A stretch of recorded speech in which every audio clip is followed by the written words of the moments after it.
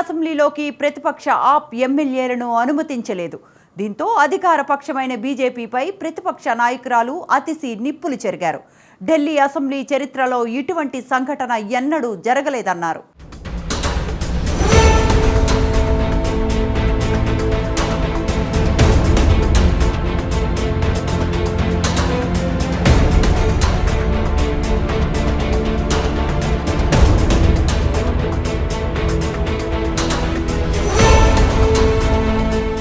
ఢిల్లీలో అధికారంలో ఉన్న భారతీయ జనతా పార్టీపై ఆమ్ ఆద్మీ పార్టీ నాయకురాలు అసెంబ్లీలో ప్రతిపక్ష నేత అతిశి సంచలనమైన ఆరోపణలు చేశారు. అసెంబ్లీలోకి తమకు వెళ్లకుండా బీజేపీ సభ్యులు అడ్డుకుంటున్నారని ఆమె ఆరోపించారు. ఇందుకు నిరసనగా శాసనసభ బయట మిగతా ఆమ్ ఆద్మీ పార్టీ ఎమ్మెల్యేలతో కలిసి అతిశి నిరసన ప్రదర్శన చేపట్టారు. ఢిల్లీ అసెంబ్లీ సమావేశాలు ఫిబ్రవరి 25న ప్రారంభమయ్యాయి. కాగా సమావేశాలు ప్రారంభమైన 3 రోజులకే అధికార పక్షమైన బీజేపీపై విపక్ష సభ్యులు యుద్ధం ప్రకటించారు.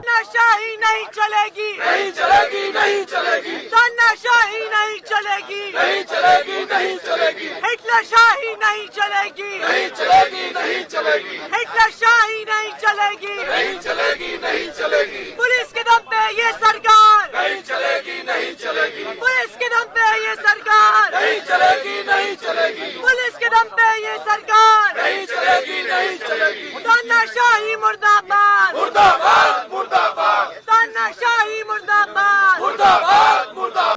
అతిశి ఆరోపణల బ్యాక్గ్రౌండ్ లోకి వెళ్తే మిగతా ఆమ్ ఆద్మీ పార్టీ ఎమ్మెల్యేలతో కలిసి ఆమె శాసనసభకు వచ్చారు. అయితే అసెంబ్లీ ఆవరణలోకి అతిశి సహా ఆప్ ఎమ్మెల్యేలను ఎవరిని పోలీసులు అనుమతించలేదు. ఇటీవల ఆప్ ఎమ్మెల్యేలను 3 రోజుల పాటు సభ నుంచి స్పీకర్ విజేంద్ర గుప్తా సస్పెండ్ చేశారు. ఇదే విషయాన్ని అతిశి దగ్గర పోలీసు అధికారులు ప్రస్తావించారు. ప్రస్తుతం సస్పెన్షన్ సమయం అమలులో ఉన్నందున అసెంబ్లీలోకి అనుమతించేది లేదని అతిశి సహా ఆప్ ఎమ్మెల్యేలకు పోలీసులు వివరించారు. దీంతో పోలీసులు అలాగే భారతీయ జనతా పార్టీపై అతిశి మండిపడ్డారు. ప్రతిపక్ష సభ్యులను అసెంబ్లీలోకి అనుమతించకపోవడం स्पीकर की तरफ से कोई भी आधिकारिक आदेश नहीं है. हम बार बार पुलिस वालों से मांग रहे हैं, लेकिन पुलिस वाले वो सिर्फ यही दिखा रहे हैं कि आम आदमी पार्टी के विधायकों को 3 सिटिंग के लिए सस्पेंड कर दिया गया. कहीं पर भी उनके पास रिटर्न आदेश नहीं है कि विधानसभा परिसर में एंट्री नहीं देनी है.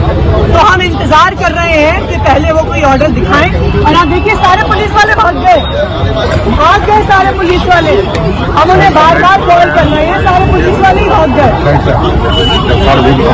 అప్రజాస్వామికమని అతిశి నిప్పులు చెరిగారు. దేశంలోని ఇటువంటి సంఘటనలు ఎన్నడూ జరగలేదన్నారు. పోలీసులు తమను అడ్డుకుంటున్న విషయమై స్పీకర్ విజేంద్ర గుప్తాతో మాట్లాడటానికి తాము ప్రయత్నించామన్నారు అతిశి. అయితే స్పీకర్ విజేంద్ర గుప్తా తమకు అపాయింట్మెంట్ ఇవ్వలేదన్నారు. ప్రజల నుంచి ఎన్నికైన శాసనసభ్యులను కనీసం శాసనసభ ప్రాంగణంలోకి కూడా బీజేపీ అనుమతించలేదని అతిశి నిప్పులు చెరిగారు. ఇది ప్రజాస్వామ్య విలువలను పాతర వేయడమేనన్నారు ఆమె. ప్రజాస్వామ్యం గురించి పెద్ద పెద్ద ఉపన్యాసాలు ఇచ్చే కమలం పార్టీ నాయకులు ఇలా ప్రవర్తించడాన్ని యావత్ భారతదేశ ప్రజలు గమనిస్తున్నారని అన్నారు. విపక్ష సభ్యుల హక్కులకు సంబంధించి బీజేపీ నియంతృత్వ విధానాలను పాటిస్తోందని ఆమె తీవ్రంగా విమర్శలు చేశారు.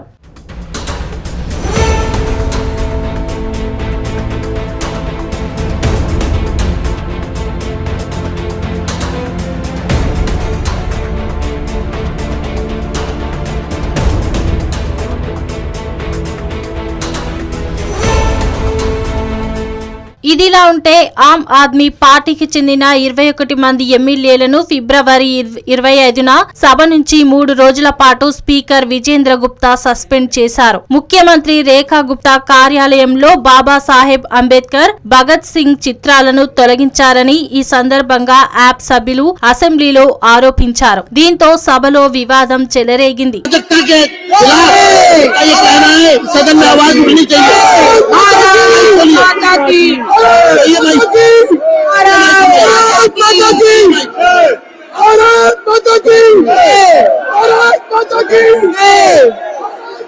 जय जय जय जय जय। बहुत ही दुख की बात है कि सदन को डिस्टर्ब करने के लिए ये लोग खड़े हुए हैं। बहुत ही दुख की बात है।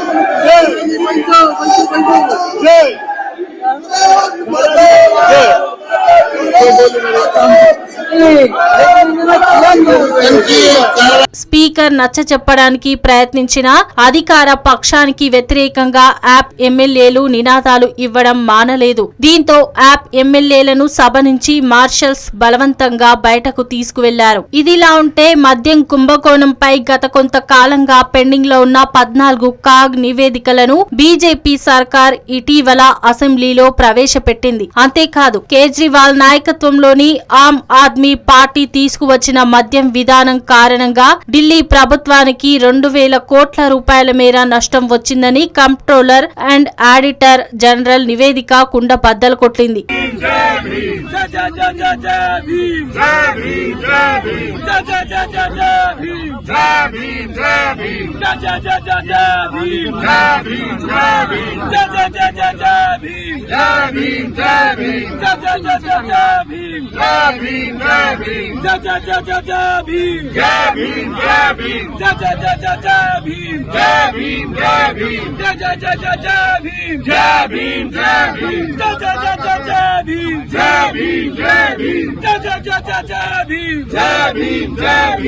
మద్యం పాలసీని ఖరారు చేయడానికి ముందు నిపుణుల అభిప్రాయాలు తీసుకోలేదని కాగ్ నివేదిక తేల్చి చెప్పింది. అంతేకాదు ఫిర్యాదులు వచ్చినప్పటికీ బిడ్డింగ్ ను అనుమతించారని పేర్కొంది. వీటితో పాటు విధానాల రూపకల్పనలో పారదర్శకతకు అప్పటి ప్రభుత్వం చెల్లుచీటీ రాసిందని కాగ్ నివేదిక వెల్లడించింది. అయితే కాగ్ నివేదికను ఆమ్ ఆద్మీ పార్టీ ఖండించింది. రాజకీయ దురుద్దేశాలతోనే కాగ్ తన నివేదికను రూపొందించిందని ఆమ్ ఆద్మీ పార్టీ ఆరోపించింది.